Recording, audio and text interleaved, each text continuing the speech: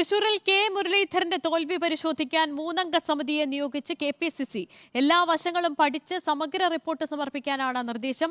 Jose വള്ളൂരിന്റെയും MP വിൻസെന്റിന്റെയും രാജി അംഗീകരിച്ച നേതൃത്വം DCC സെക്രട്ടറിമാരായ സജീവൻ കുര്യച്ചിറയും ML ബേബിയും അന്വേഷണ വിധേയമായി സസ്പെൻഡ് ചെയ്തു. VK ശ്രീകണ്ഠൻ MPക്കാണ് തൃശൂർ DCC അധ്യക്ഷന്റെ താൽക്കാലിക ചുമതല.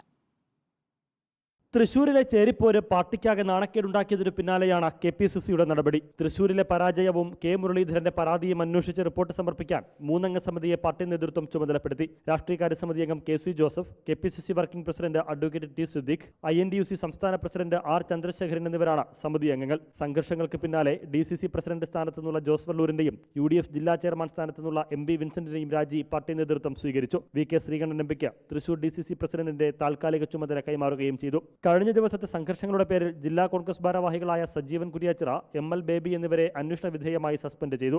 പാർട്ടിക്ക് അവമതിപ്പുണ്ടാക്കുന്ന രീതിയിൽ പ്രവർത്തിച്ചുവെന്ന് ചൂണ്ടിക്കാട്ടിയാണ് നടപടി. തൃശൂരിലെ കൂട്ടത്തല്ലിൽ വ്യാജ വാർത്ത പ്രചരിപ്പിച്ചുവെന്ന് ചൂണ്ടിക്കാട്ടി 3 യൂത്ത് കോൺഗ്രസ് നേതാക്കളെയും സസ്പെൻഡ് ചെയ്തിട്ടുണ്ട്. സംസ്ഥാന ജനറൽ സെക്രട്ടറി കാവ്യ രഞ്ജിത്ത്, സംസ്ഥാന സെക്രട്ടറിമാരായ മുഹമ്മദ് ഹാഷിം, എബിമോൻ തോമസ് എന്നിവർക്കെതിരെയാണ് ദേശീയ നേതൃത്വം നടപടിയെടുത്തത്. റിപ്പോർട്ടർ, തിരുവനന്തപുരം.